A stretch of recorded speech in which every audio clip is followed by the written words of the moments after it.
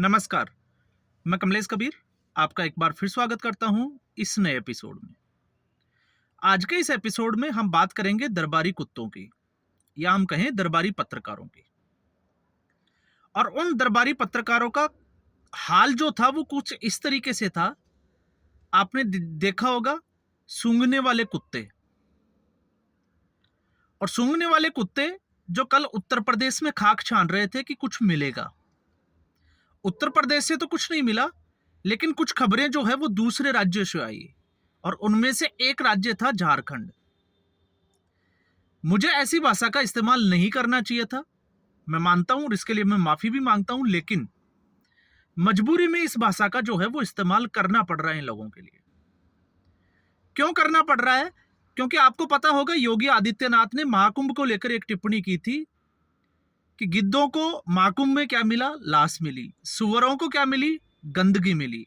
तो ये जो है, ये दरबारी पत्रकार ना गिद्ध से कम है ना सुअर से।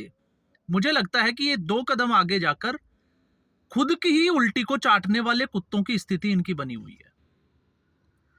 कल पूरे देश की नजर उत्तर प्रदेश पे बनाई हुई थी। क्यों?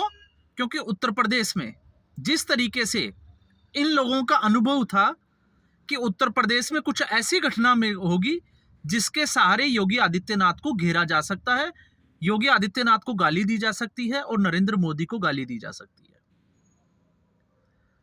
और जिस तरीके से पुलिस को लेकर एक छवि बनाई जाती है कि पुलिस जो है वो क्राइम होने के बाद आती है, तो फिर पेट में दर्द क्यों हो रहा है जब अनुज चौधरी क्राइम होने से पहले ही सड़कों पे उतर चुका है? आप सोच के देखिए, जब एक पुलिस ऑफिसर ये कहता है कि अगर आपको रंगों से परहेज है तो आप घर में रहें क्योंकि होली का त्योहार है, रंग उड़ेंगे। आप में अगर आपकी कैपेसिटी है तो सड़क पे उतरे, नहीं तो सड़क पर नहीं उतरे। तो इसमें क्या गलत कह दिया? और आप देखिए, मैं फिर एक एग्जांपल से वापस बताता हूं। पुलिस को लेकर हमारी जो अवधारणाएं हैं वो इस तरीके की बनी हुई है कि पुलिस वाले जिस तरीके से इनको चालान काटना होता है तो ये झाड़ियों में छुपकर चालान काटते हैं। ये इंतजार करते हैं कि व्यक्ति गलती करे तो ये पकड़ें। लेकिन आप सोच के देखिए, अगर वही पुलिस वाला उस गुमटी में खड़ा हो जाए, ट्रैफिक का जो है वो संचालन करे, तो मुझे नहीं लगता कि किसी की हिम्मत होगी कि वो ट्रैफिक के रूल तोड़ दे। तो यही स्थिति जो है वो उत्तर प्रदेश में थी और इस बार जो है वो चार्ज था अनुज चौधरी के पास। अब भले ही वो पहलवानी दिमाग हो जिस तरीके से योगी आदित्यनाथ ने कहा, लेकिन मुझे लगता है कि ऐसा पहलवानी दिमाग सबके पास होना चाहिए। 24 नवंबर 2024 की जो घटना थी, उस घटना से सबक लेते हुए अनुज चौधरी ने जो स्टेप लिए वो वाकई में काबिले तारीफ थी। कल पूरे उत्तर प्रदेश में चर्चा का विषय था। उत्तर प्रदेश में ही नहीं, हम कहें तो पूरे भारत देश में सबकी नजर बनी हुई थी संभल के ऊपर, क्योंकि संभल इस वक्त सब देश का सबसे संवेदनशील इलाका बना हुआ है। क्यों बना हुआ है? जब एएसआई के सर्वे की जो है वो कोर्ट ने सर्वे करने के लिए जो है वो ऑर्डर किया था और 24 नवंबर को जो घटना हुई वो पूरे देश ने देखी। और मैं फिर आपको याद दिला दूं, उस घटना में जो हाथ था वो था शफीकुर रहमान बर्क और उसके गुर्गों का। और उसके एक गुर्गे जिस तरीके से गुलाम ने सारा जो है वो एक्सपोज करके रख दिया कि किस तरीके से वो 2014 में एक हत्या में भी शामिल था, जो वहां के माननीय सांसद, समाजवादी पार्टी के जो सांसद थे, उनके इशारे पे हुई थी। और फिर उसके बाद में, क्योंकि वो हथियारों की तस्करी से जुड़े हुए थे, तो हथियारों की डिमांड कब बढ़ेगी? जब हिंसा, या हम कहें कि ऐसी कोई घटना हो जिससे हिंसा आगजनी की घटनाएं ज्यादा हो। और फिर उसी के लिए एक सांसद के नाम से जो है वो व्हाट्सएप ग्रुप बनाया जाता है और अचानक से घटने वाली घटना जो है, जिसको दिखाने की कोशिश की जाती है विपक्षी पार्टियों की द्वारा, वो एक सोची समझी साजिश जिसमें विपक्ष भी एक्सपोज हो जाता है और मुस्लिम समुदाय के लोग भी एक्सपोज हो जाते हैं। इसमें कहने में जो है वो कोई बुराई नहीं है। तो कल होली का त्योहार था और जुम्मे की नमाज थी और दोनों ही उत्तर प्रदेश में शांति से जो है वो दोनों कार्यक्रम हुए। अब हम आते हैं, जो खबर आई झारखंड।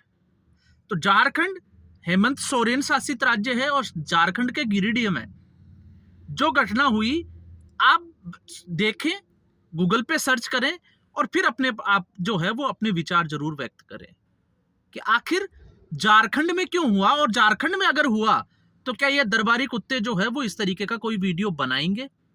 और आप देखिए इन लोगों की जो कुंठित मानसिकता है वो इस कदर हावी हो चुकी है कि अब ये हमारे त्योहार को भी नहीं छोड़ते, ना राम मंदिर को जो है वो छोड़ते हैं, ना अयोध्या की बात करते हैं, या फिर मथुरा पे अगर हम जाते हैं तो ये इन लोगों को, और ये जो है वो जिसको कहें कि बुरके में बैठे हुए जयचंद है, इनको सिर्फ और सिर्फ जो है वो राजनीति है। और राजनीति किस तरीके की है कि किसी भी सूरत में योगी आदित्यनाथ और नरेंद्र मोदी उनको वाहवाही नहीं मिल जाए, उनको किस तरीके से जो है वो कोसा जाए, बस इसी की फिराक में लगे रहते हैं। तो योगी आदित्यनाथ ने जो कहा था वो बिल्कुल सही कहा था। और जब हम फैक्ट्स पे आते हैं, मैं कल के किसी घटना का जिक्र नहीं करूंगा, मैं कल एक किसी महानुभाव को सुन रहा था, जब मैंने सुना और उसके बाद में जब मैंने गूगल सर्च किया, तो गूगल सर्च करने के बाद में मुझे लगा कि ये जो बातें जो मैंने पढ़ी वो भी वो जानकारी आप तक पहुंचनी चाहिए, और मैं उम्मीद करूंगा ये जानकारी आप भी दूसरे लोगों तक पहुंचाए।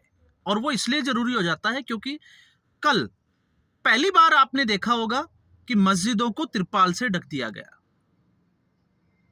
जो कि अपने आप जो है वो एक शर्म की बात है। इस देश में आज तक क्या होली नहीं खेली जाती थी? आज तक क्या ईद नहीं बनाई जाती थी? आज तक क्या दीपावली नहीं मनाई जाती थी? और योगी आदित्यनाथ के बारे में अगर हम बात करें तो 2017 से वो शासक है, या हम कहें कि मुख्यमंत्री है, तो इस बार 2025 में ही क्या जरूरत पड़ी कि होली के दिन जो है वो मस्जिदों को त्रिपाल से ढक दिया गया। और फिर आरोप जो है वो इस तरीके के लगाए जाते हैं कि अगर होली के त्योहारों का रंग मस्जिद पे चढ़ गया तो उनका जो इसको कहें कि ईमान, धर्म जो है वो खतरे में पड़ जाएगा।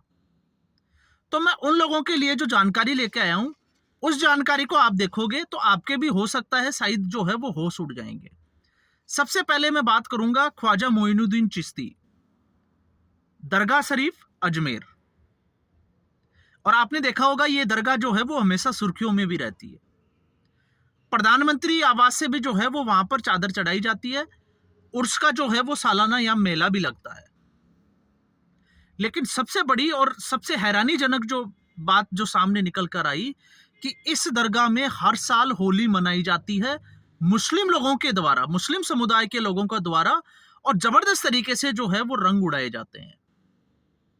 तो फिर मैं मुस्लिम समुदाय और उन लोगों से भी यही पूछूंगा जो इस तरीके की राजनीति करते हैं, क्या वो अजमेर दरगाह जाना बंद कर देंगे? या फिर यही जो है वो सवाल अजमेर दरगाह शरीफ के जो हाजी है उनसे उठाएंगे, जिनके अगर आप एक्स हैंडल को देखोगे जहां पर जो ट्वीट मिलेगा हाजी सैयद सलमान चिश्ती, वो होली की बधाई दे रहे हैं और होली के रंग में खुद भी डूबे हुए नजर आते हैं। आप जाके उनके एक्स हैंडल को देखिए। और फिर उसके बाद में एक और खबर जो है वो वहां पर जो प्रसाद दिया जाता है चावल के रूप में, उसका रंग भी जो है वो भगवा रंग का दिया जाता है। तो फिर आप क्या कहोगे? और ये आज हम औरंगजेब, बाबर, हुमायूं इन सब की बातें करते हैं। ख्वाजा मोइनुद्दीन चिश्ती की जो दरगाह है, क्योंकि ये फारसी थे, 1238 के आसपास जो है वो ये भारत में आए थे।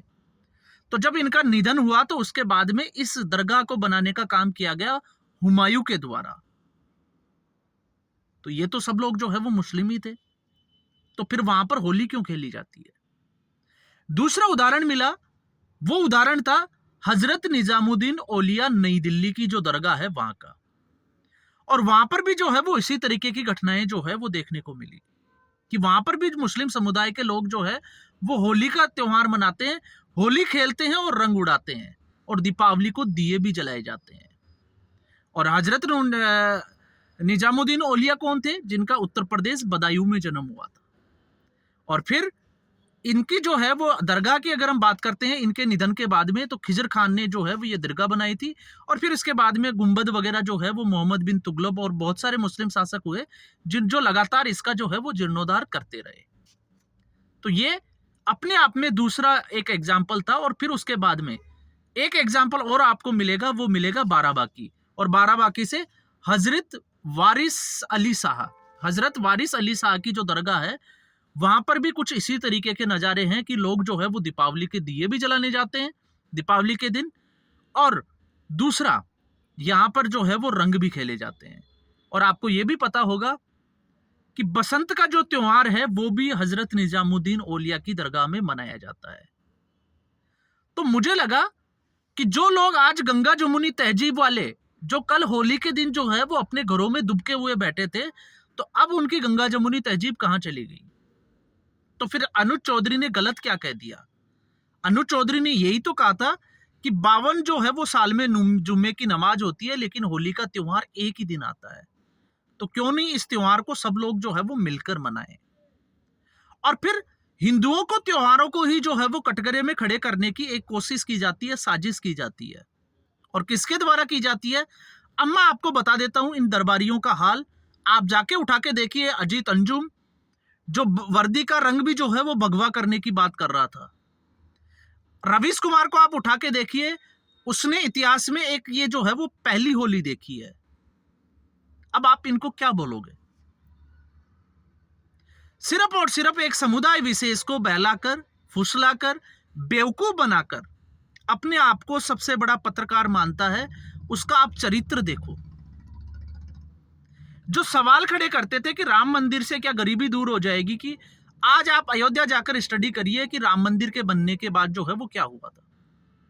और यही एक प्रसंग जब आता है तो ये प्रसंग जो है वो रामायण में भी आता है, क्योंकि भगवान श्री राम जो है वो खुद पाखंड में विश्वास नहीं करते थे, लेकिन जब भरत के द्वारा उनसे ये पूछा जाता है कि ये धार्मिक अनुष्ठान क्यों किए जाते हैं, तो उन्होंने सीधे तौर से कहा था कि इससे जो है वो आर्थिक इकोनॉमी जो है वो डेवलप होती है, क्योंकि ऐसा करने से आर्थिक जो पहिया होता है, पैसे का जो पहिया होता है वो घूमता है, वो एक जगह रुकता नहीं है, कई लोगों को रोजगार मिलता है। इसलिए हमारी संस्कृति जो है और इतिहास गवाह है कि कुछ ना होते हुए भी जो है वो लगातार देश के अलग अलग हिस्सों में जो है वो मेले लगाए जाते थे, और उन मेलों का आयोजन बहुत बड़े लेवल का होता था ताकि वहां पर आर्थिक गतिविधियों का बढ़ावा मिले। और महाकुंभ में आपने देखा जिस तरीके से लोगों को रोजगार मिला, उसकी हम बात नहीं कर रहे हैं, उत्तर प्रदेश की इकोनॉमी में कितना इजाफा हुआ। बस इन लोगों का अगर आप दर्द देखोगे तो इन लोगों का एक ही दर्द है कि कांग्रेस पार्टी सत्ता में कब आएगी, क्योंकि सत्ता का भोग और उसकी मलाई चाटना इन लोगों ने जो है वो काम किया हुआ है। और एक बार अगर कोई भोगी हो जाता है तो हमेशा आप मान के चलिए उस भोगी का, उसकी मानसिकता जो है वो हमेशा योगी के खिलाफ होगी। जो सांसारिक जो इन चीजों से दूर रहता है उसके कभी उसके साथ जो है वो बनेगी ही नहीं। तो ये सारे जो है वो भोगी है। 2014 से पहले किस तरीके से ये जो है वो मंत्रालय में किसको मंत्री बनाया जाएगा, प्रधानमंत्री के प्लेन में इन कहाँ की यात्रा करनी है, कौन से होटल में रुकना है, क्या क्या करना है, वो सारी चीजें इन लोगों ने देखी है। लेकिन 2014 के बाद में वो चीजें सारी जो है वो बंद हो गई। अब स्थिति इनकी ये हो गई है क्योंकि इनको लगता है कि एक समुदाय विशेष को भड़काने से इनके व्यूवर्स बढ़ जाएंगे, और इनको सिर्फ और सिर्फ जो है वो पैसे से मतलब है। ना इनके किसी वीडियो में कोई फैक्ट्स आपको मिलेगा, और फैक्ट्स अगर मिलेगा तो वो सिर्फ और सिर्फ जो है वो एक तरफा मिलेगा। तो इसलिए मैंने जो है वो ये वीडियो बनाना जरूरी समझा। और इस वीडियो के अगर आप देखोगे, आप खुद जो है वो, मैं ऐसा कहता हूं कि आप मेरे पे भी भरोसा ना करें, आप जाके खुद फैक्ट्स चेक करें, इतिहास को चेक करें, हिस्ट्री आपको बताएगी कि माजरा क्या है, तो आपको जो है वो समझ में आएगा, और दूध का दूध और पानी का पानी हो जाएगा। और सबसे बड़ी बात यह है कि जो लोग योगी आदित्यनाथ के ऊपर इस तरीके का आरोप लगाते हैं वो अपनी गिरेबान में जाके कि भड़काऊ भाषण देने का काम जो है वो कर कौन रहा है, तो आपको मिलेगा समाजवादी पार्टी, कांग्रेस पार्टी, और ये पार्टियां जो है वो कौन सा खेल खेल रही है। तो आज के एपिसोड में बस इतना ही। उम्मीद करूंगा वीडियो एपिसोड आपको पसंद आया होगा। वीडियो को लाइक करें, शेयर करें, चैनल जरूर सब्सक्राइब करें। धन्यवाद।